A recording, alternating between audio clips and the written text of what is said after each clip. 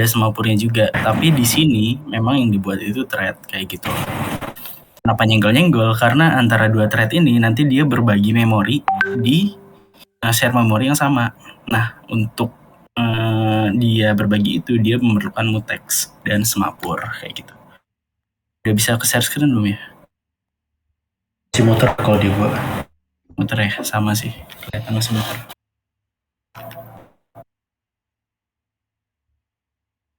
Sekarang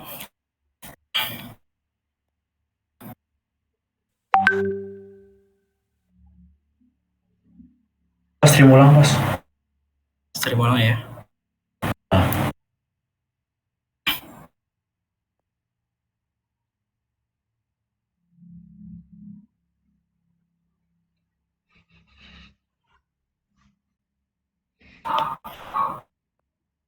Muter. Kalian masih muter nggak? Masih sih aku. Jadi gue juga masih muter sih. Masih ya? Masih. Benar. Gue live bentar. Di sini ada Ivan. Ada. Ivan di bawah. Oh, ada dari tadi. Dari Oke, tadi. Ivan. Ada Lixum juga tuh. Ada di sini. Tahu.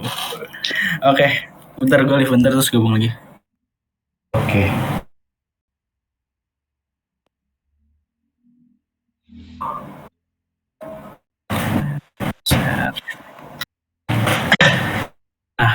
Oke nih harusnya.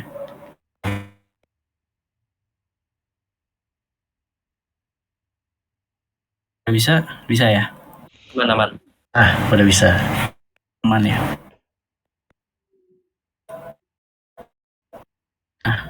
Ini salah satu praktikum juga yang gue pakai contohnya dari LabOS. Udah ada yang nyoba juga, ini kalau nggak salah ada di week 6 ya, di week 6 dan di week 5 kayak gitu loh. Nah, kita jelasin dasar-dasarnya dulu nih, gimana sih maksudnya kok thread bisa pakai mutex segala kayak gitu kan. Jadi visualnya kayak gini, nanti di dalam satu proses kita bikin dua thread, ada thread 1 dan thread 2. Nah, dari dua thread ini, masing-masing thread bakal ngebuat mutex untuk mutexnya sendiri dan dijadikan sebagai semapur agar terjadi share memorinya kayak gitu. Nanti bakal dikasih lihat juga deh kalau berhasil ya, gimana share memori itu bisa berjalan. Kayak ada visualnya lah gitu loh, ada grafnya. Nah, di share memori ini apa yang dia share? Yang dia share itu di dalam functionnya thread 1 ada yang namanya variable. Sama juga di thread 2 ada yang variable 2. Jadi variabel 1 sama variabel 2 ini bakal bertambah bersamaan kayak gitu. Seharusnya seperti itu karena dia melakukan share memorinya kayak gitu. Oke, langsung aja ke bagian kodenya. Pertama kita inisialisasi dulu untuk functionnya ya. Ada thread 1 dan thread 2 menggunakan pointer juga. Kemudian seek in handler ini untuk kalau nggak salah untuk nge-kill prosesnya deh. Jadi biar prosesnya itu bisa terkendali lah, takutnya kan nge-looping terus atau apa. Nah, lanjut. Kemudian bakal dibuat global variable ya, ini global variable dari integer variable 1 dan variable 2 kayak gitu. Inisialisasi sama-sama 0 inisialisasinya. Kemudian global variable juga untuk semapur dari mutexnya masing-masing gitu. Nah, yang penting nih dua ini sih sebenarnya. Ini yang bakal jadi pembahasan utamanya. Dia bakal nge-share memorinya antara kedua threadnya kayak gitu. Langsung masuk ke mainnya. Di sini bakal inisialisasi dulu. Kalau di sini bakal ada dua thread kayak gitu loh, biar bisa dibuat juga nanti threadnya. Kemudian di baris ini ya, ngebuat thread, inisialisasi, kemudian mengatur sinyal sign yang tadi itu untuk nge-kill. Ctrl C itu kill ya. Kemudian dibuat dia semapurnya Mungkin ada tulisannya di sini, nanti bisa kalian SS juga biar tahu alurnya gimana sih sebenarnya dari semafur dan thread ini gitu. Semapur dari Mutex 1 dan Mutex 2 kayak gitu. Kalau pengetahuan gue ya, korek kalau gue salah, teks itu yang gue bayangin itu kayak semacam kuncinya kayak gitu loh. Jadi dia bisa berkomunikasi karena ada mutex, dan mutexnya itu sebagai kunci antara mereka berdua bisa komunikasi. Nah, lanjut. Kalau udah sum open ini kan udah dibuat ya semapurnya, dan mutexnya juga udah jadi kayak gitu. Udah dibuat, artinya sampai proses ini udah terbuat share memorinya. Kotak ini udah terbuat kayak gitu. Share memori udah jadi, tapi yang kita perlu lanjutkan kemudian itu threadnya. Threadnya kita buat juga, ada thread pertama dan thread kedua. Dan menunggu sinyal dari thread pertama dan kedua selesai kayak gitu. Artinya ini bakal dijalankan terlebih dahulu nih, thread pertama dan thread kedua. Gitu. Dia bakal pointer ke thread pertama kayak gitu. Nah, kita masuk ke function thread pertama ya. Thread pertama di sini dia bakal menunggu dari mutex 1. Satu itu yang mana? Bentar.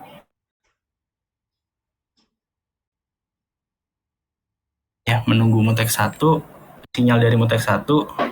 Pas mutex 1-nya dia terbuat, dia bakal menambah variabel 1. Variabel satunya itu ditambah di plus, artinya tadi di atas kan ada global variable kita buatnya. Ini bakal ditambah sama dia. Kemudian bakal ngeprint jumlah variabel 1 dan variabel 2 kayak gitu. Dan akhirnya kalau prosesnya udah selesai, dia langsung ngasih sinyal ke mutex 2. Ngasih sinyal ke mutex 2 dan menunggu sinyal dari mutex 2 dan ngasih sinyal kembali ke mutex 1. Iya, ngasih sinyal kembali ke mutex 1. Sama halnya di thread 2 ini, dia sama-sama nunggu nih. Jadi komunikasinya secara nggak langsung sih.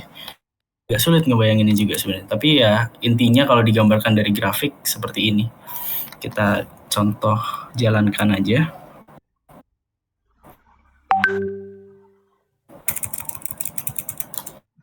Kalau yang biasa kalian jalankan kan langsung muncul seperti ini ya.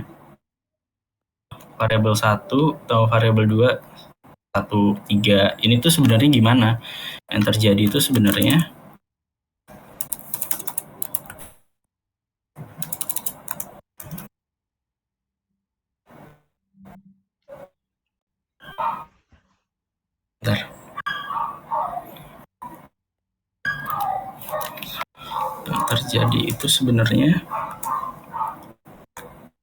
yang terjadi itu sebenarnya di belakang seperti ini kayak gitu.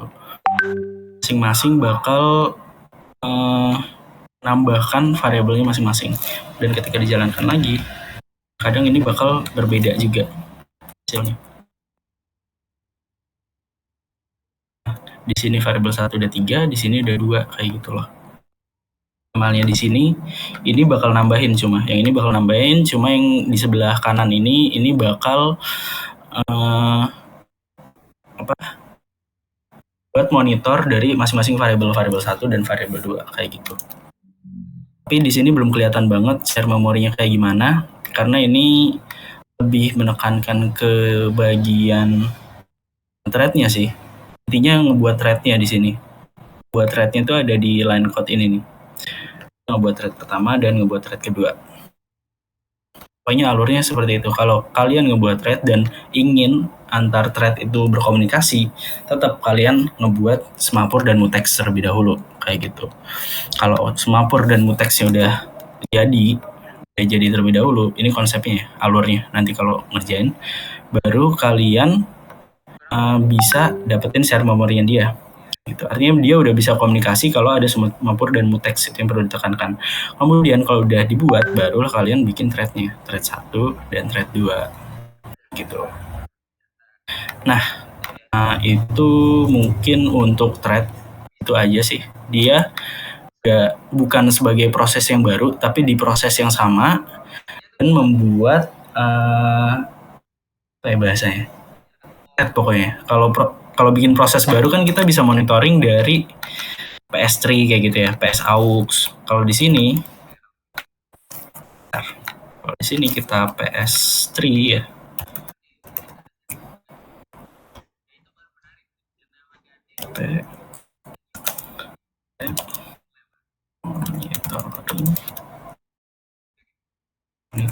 Monitor 2 gitu.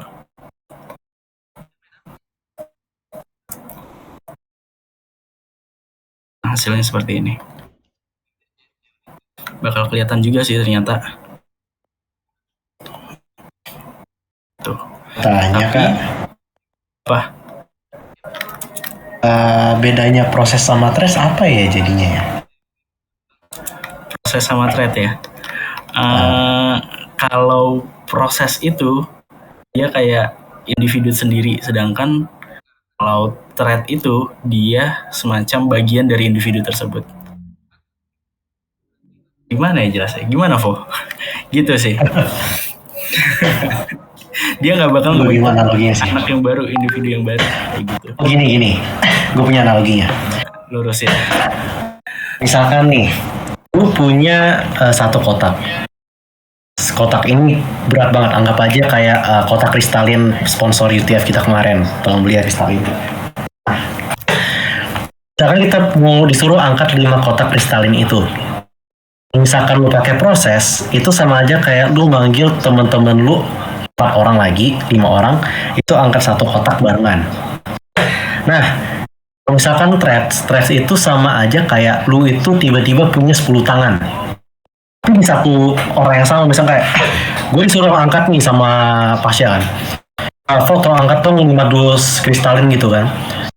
Kalau proses gue panggil kayak si Ivan, Arvin, Gary dan segala macam kan, gue ajak mereka angkat barengan. Tapi kalau threads itu tiba-tiba kayak pas yang nyuruh, gue tiba-tiba langsung ngubungin 10 tangan gitu loh di badan gue. Dan masing-masing tangan itu ngangkat satu kotak.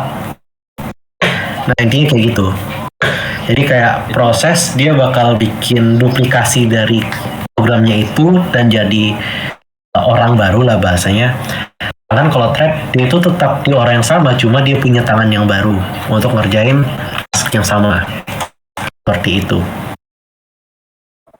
Kayak gitu. Itu analoginya sih. Ada yang banyak nih di dalam satu individu, satu orang kayak gitu, tangannya bisa banyak. Kalau thread dia bakal munculin tangan-tangan baru. Kalau di OOP mungkin kayak bukan bikin objek baru, tapi di objeknya dia bikin. Jangan ajar OOP dulu, mereka belum dapat.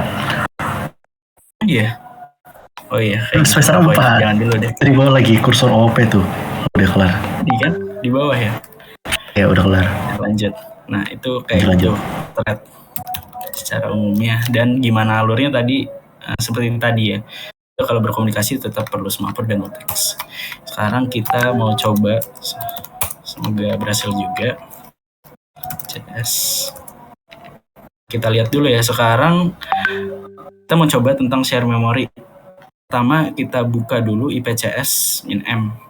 Dia bakal ngebuka share memory segments dari operating system yang sedang berjalan kayak gitu. Dan di sini kelihatan nih ownernya siapa. Di sini ada Alvaro Rosca, ini user yang sedang digunakan, dan ada Postgres. Postgres ini semacam SQL kalau pernah ini kalian coba. Nah, kalau kita bikin baru, seharusnya share memorinya ini bakal bertambah kayak gitu loh. Kita coba di week 4 kalau nggak salah. Nah,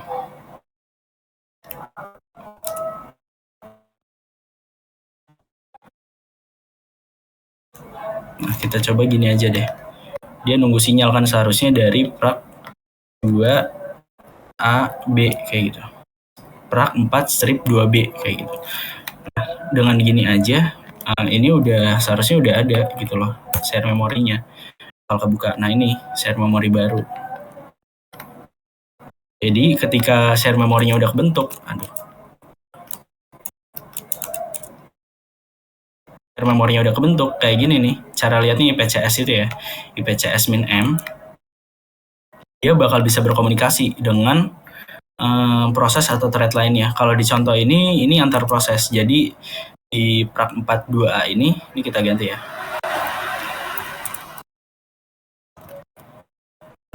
2. Di bawahnya ini bakal ada prak 2B. Sedangkan saat ini belum dijalankan prak 2B-nya. Jadi prak 2A-nya cuma nunggu sinyal doang di dalam share memorinya ini. Kayak gitu. Ini belum berjalan nih. Gitu. Nah, kondisinya saat ini seperti ini. Ketika prak 2A dijalankan. Namun ketika prak 2B dijalankan,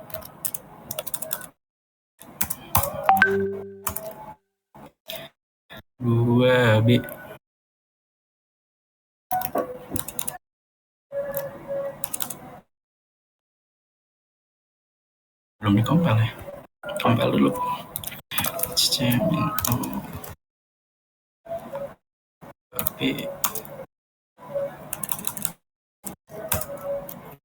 Terus kita jalankan.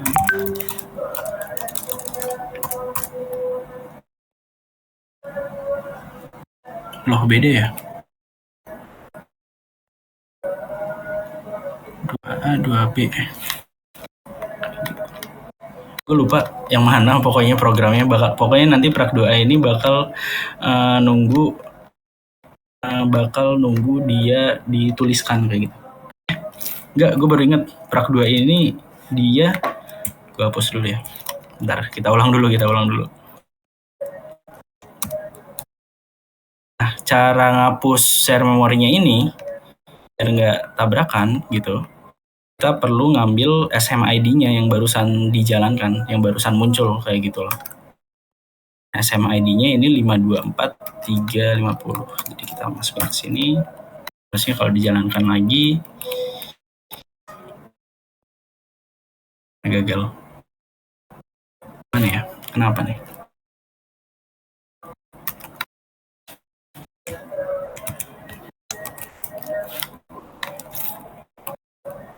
Oh, ternyata tadi yang prompts-nya itu 244 ya. Kita bikin di prak 2B ya. Prak 2B itu prompts-nya 244 harusnya di sini ada dibikin.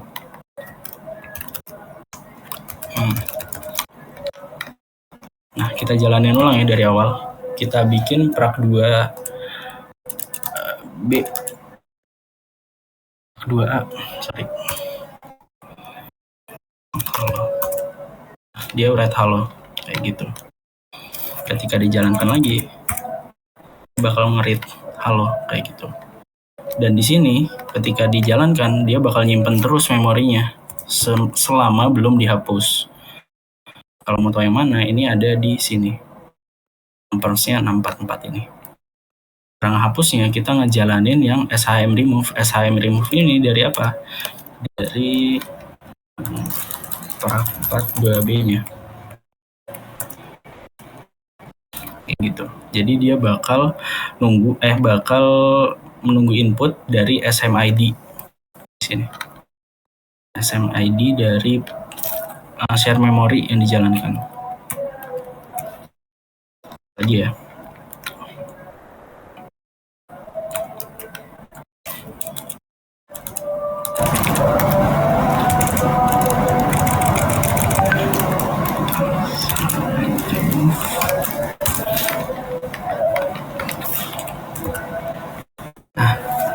Kalau kayak gini, kalau udah dihapus share memorinya udah kita hapus nih, prosesnya juga udah mati kayak gitu loh.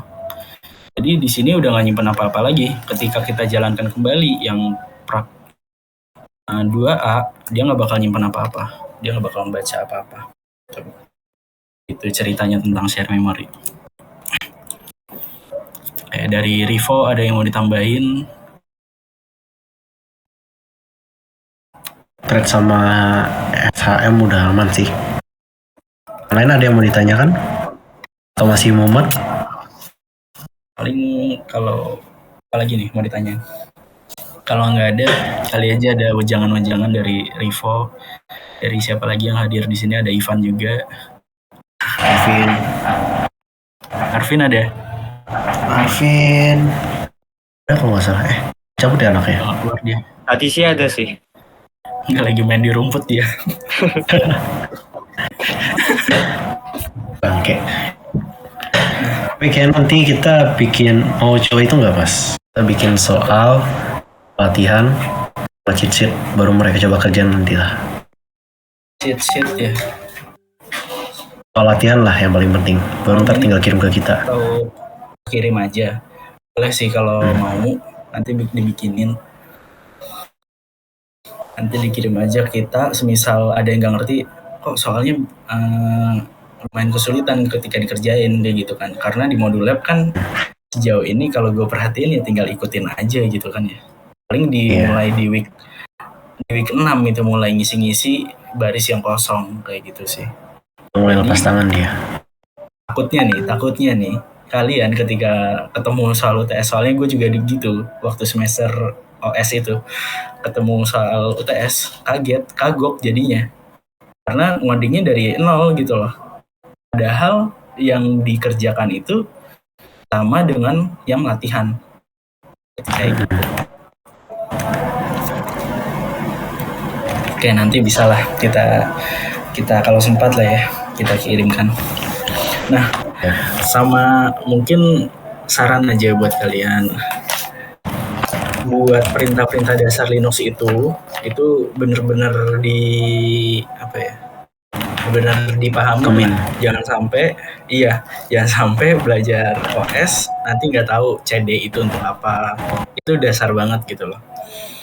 Dari dosen di kelas gue juga pesenin gitu, tolong dipelajarin gitu loh buat perintah-perintah yang ada di Linux, perintah terminal.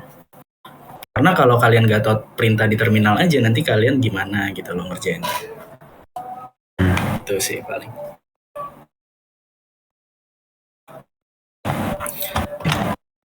Ada lagi mau dibahas?